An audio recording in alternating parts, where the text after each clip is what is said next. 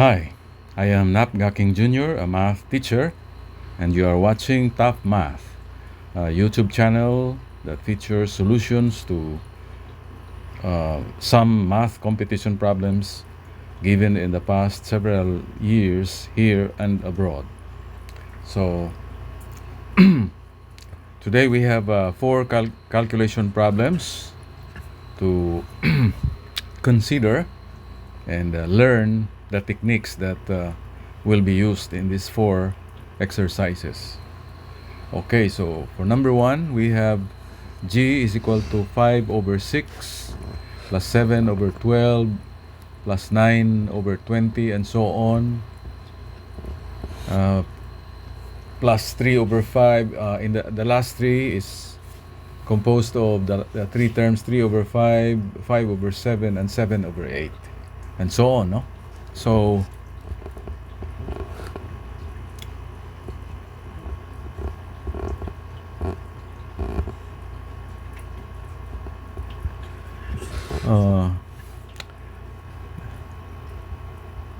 the first 6 summands or terms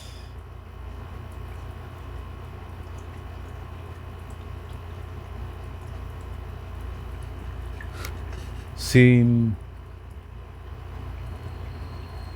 to have a pattern.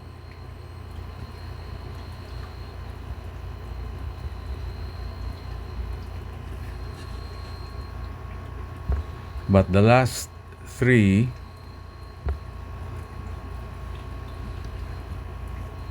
seem to be wild cards.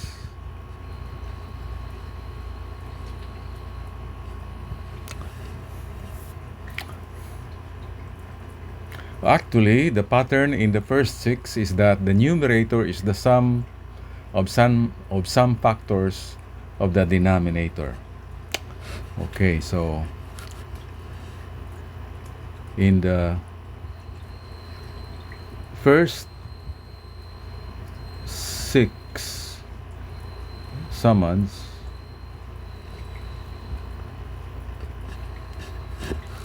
the numerator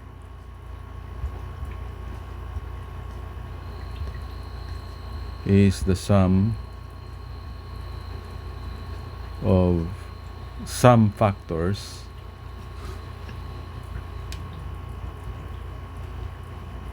of the denominator. In fact, we have, okay, so our g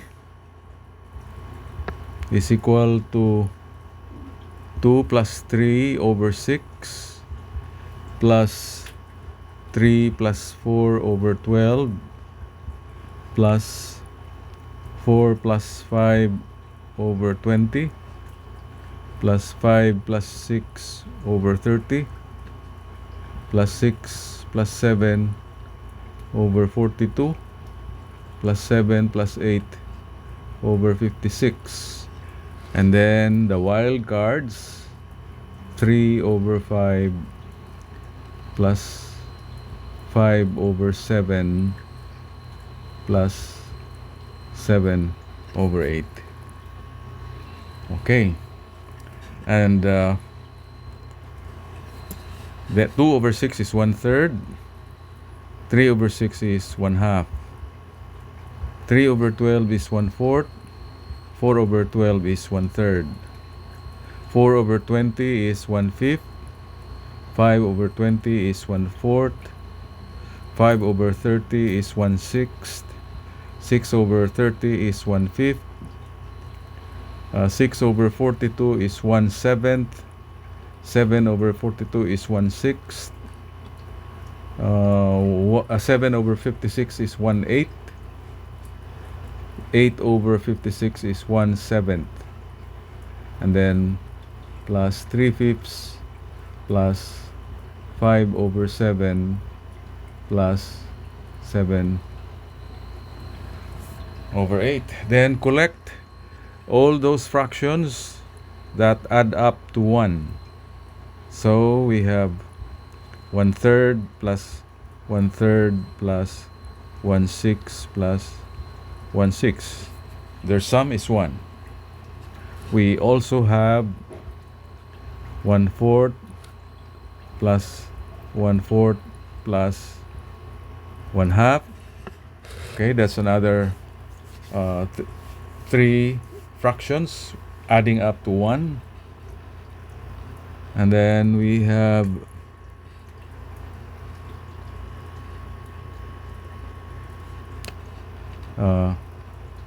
1/5 plus 1/5 plus the 3/5. And then we have 1/7 plus another 1/7.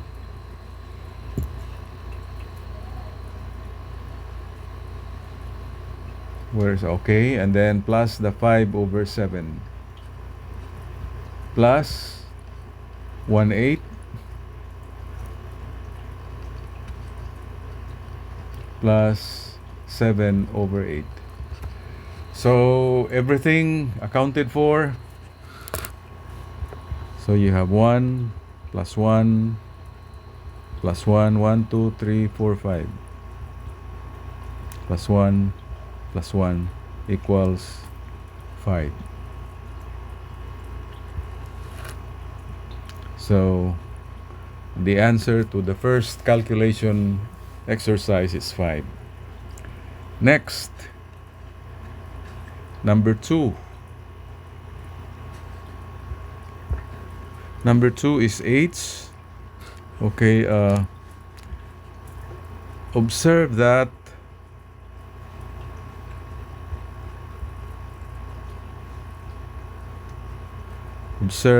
each summand or term is of the form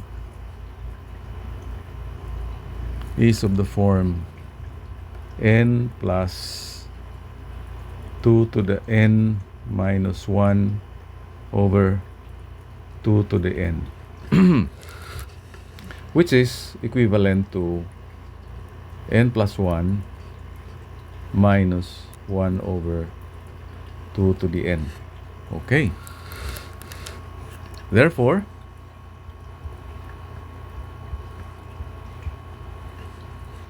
h, separating the integers from the fractions, we have, and then using the conversion formula that we have written earlier. So we have 2 plus 3 plus and so on plus 13. 13 now instead of 12 because we have n plus 1. And 2 instead of 1 because we have n plus 1. And then minus 1/2 plus 1 over 2 squared plus 1 over 2 cubed and so on plus 1 over 2 to the 12. Yes, 2 to the 12.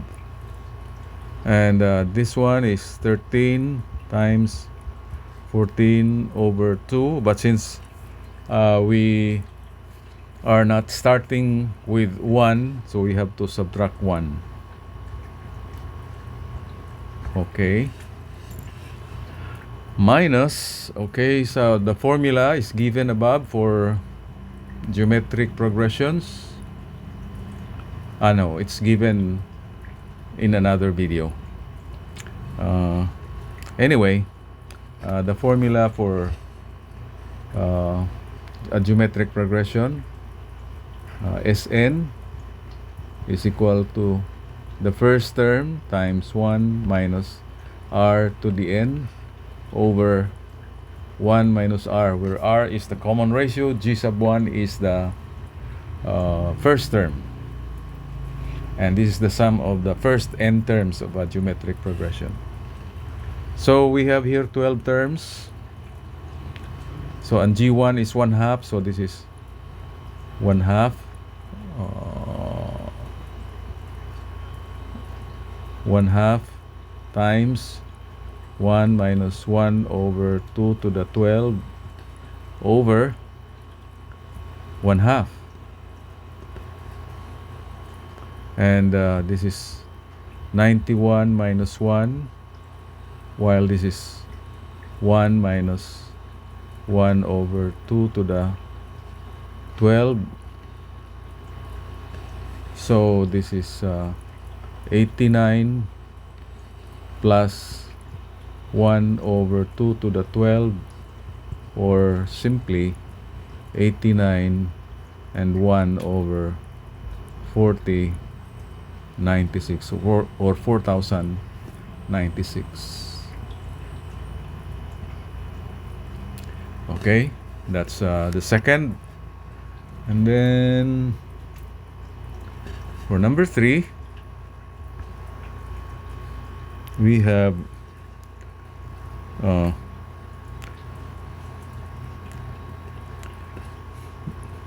suggestion is write the minuend,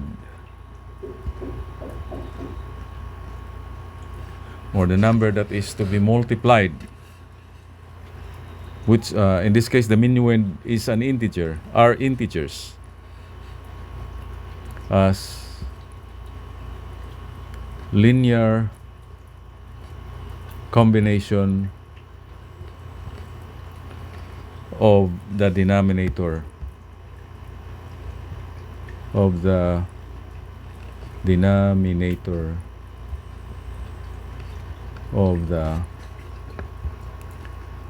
multiplier.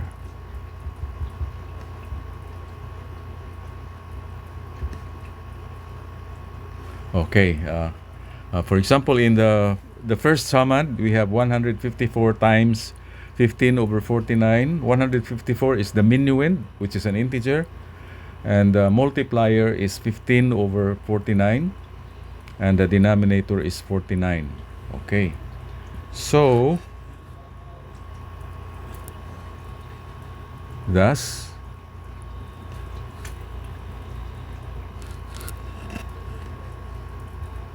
I becomes 147 plus 7, because 147 is a multiple of 49 times 15 over 49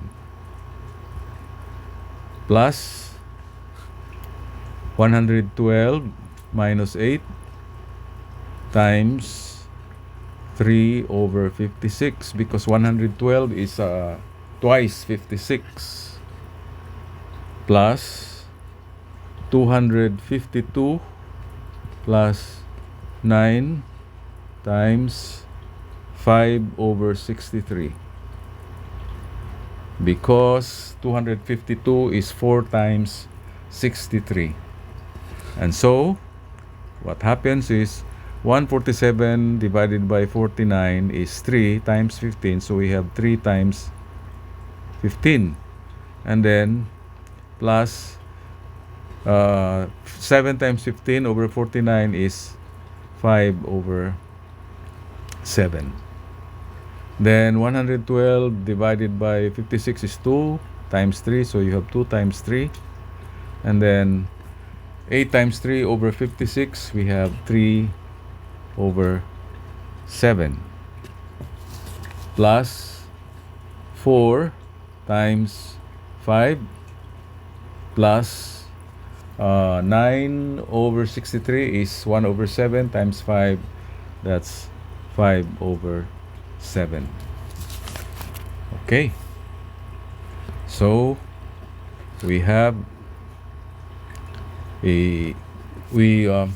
gather all the integers. So we have 15, we have 6, and we have 20, and then for the fractions we have the common factor is 1 over 7, We have 5. Sorry, this is 15. So we have 15.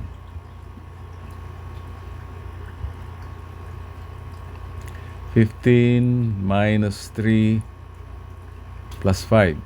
Okay.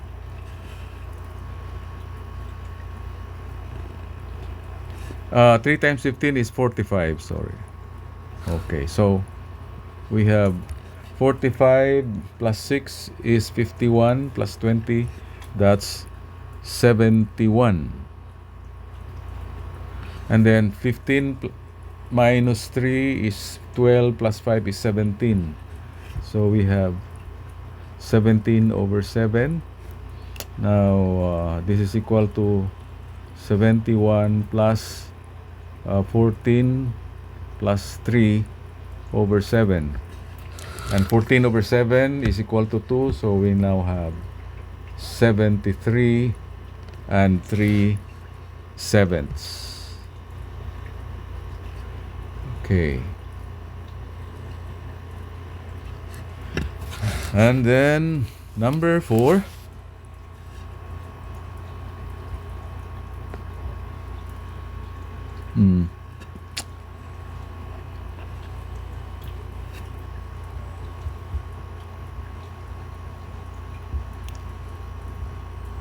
The radicand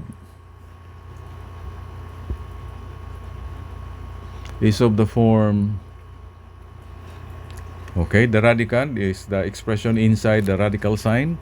So this is 1 plus 1 over x squared plus 1 over x plus 1 quantity squared. So the least common denominator is x squared times x plus 1 squared. So we have x squared times x plus 1 squared here, plus x plus 1 squared plus x squared. Okay.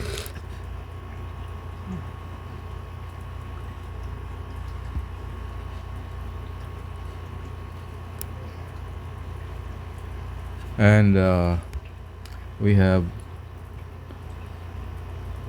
x plus 1 squared times x squared plus 1 plus x squared over x squared times x plus 1 squared. Okay. But this is equal to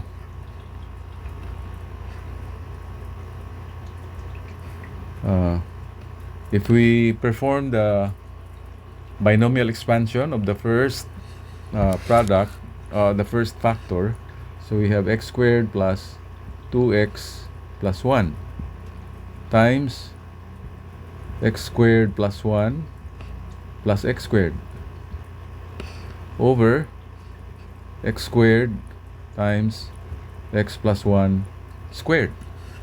Okay. And then multiply these two expressions inside this parenthesis. We have x to the fourth plus 2x cubed, and then we have 2x squared also, because we have an x squared times 1 here, and then we have 1 times x squared, so that's 2x squared, and then plus 2x plus 1 plus x squared over x squared times x plus 1 squared. However, we can write this one as x to the fourth plus 2x squared times x plus 1 plus 2x plus 1 plus x squared. So we group this because we are going to rewrite it as something else, so that we can simplify this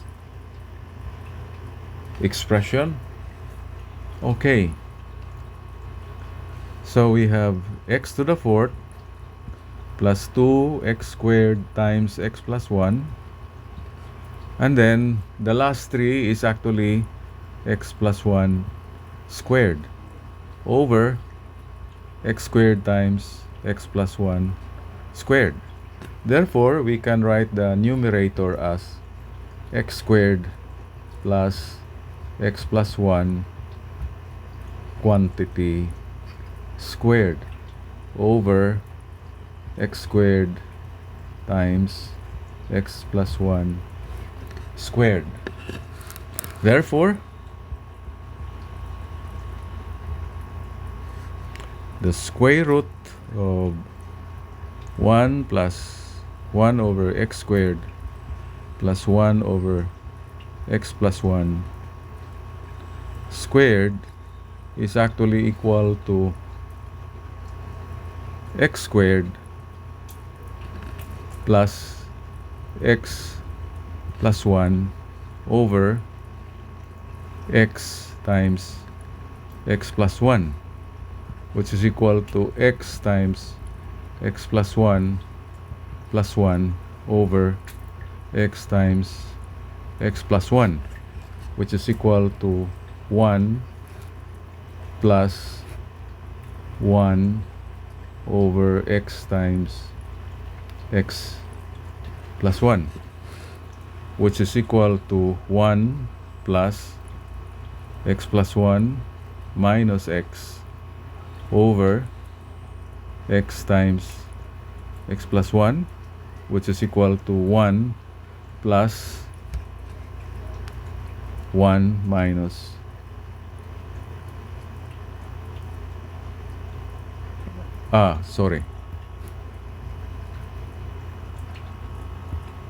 this is 1 plus 1 over x minus 1 over x plus 1.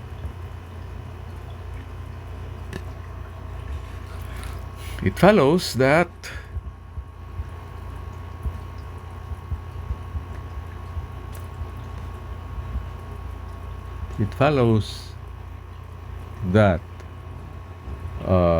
our j, which is the sum of the square root of 1 plus 1 over x squared plus 1 over x plus 1 squared, where x runs from 1 to 2023, is actually equal to the sum of 1 plus 1 over x minus 1 over x plus 1 from x equals 1 to x equals 2023, which is equal to the sum of 1 plus the sum of 1 over x minus 1 over x plus 1 from x equals 1 to 2023, x equals 1 to 2023. So we have I will write it here. The sum, the first sum is actually 2023 times 1, plus the second sum is actually 1 minus 1 half plus 1 half minus 1/3 plus 1/3 minus 1/4 and so on, plus 1 over 2023 minus 1 over 2024, okay, which is equal to 2023 plus 1 minus, okay, the inner terms cancel each other because they are just negatives of each other. 1/2 is the negative. You have a negative 1/2. You have a 1/3, but you also have a negative 1/3.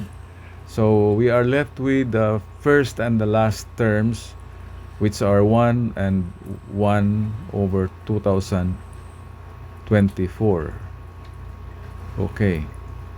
So this is 2023 plus 2023 over 2024, or simply 2023 and 2023 over 2024. Okay. So this is our answer to the fourth, which is the last calculation exercise in this video. So before we say goodbye to each other, as I have been doing in the past several videos, I always leave a challenge. Calculate D, which is equal to 1 over 1 plus 1/2 plus 2 over 2 plus 1/2 plus 1 over 3 plus 2 over 3 plus 3 over 3 plus 2 over 3 plus 1 over 3, and so on. I hope you already see the pattern. Okay, so what is the value of D? And also, I would like you to think about this. Only those who will risk going too far can possibly find out how far one can go. That's according to T.S. Eliot. So that's it for now. I hope you learned something, you enjoyed our discussion. Goodbye for now, and may God bless you all.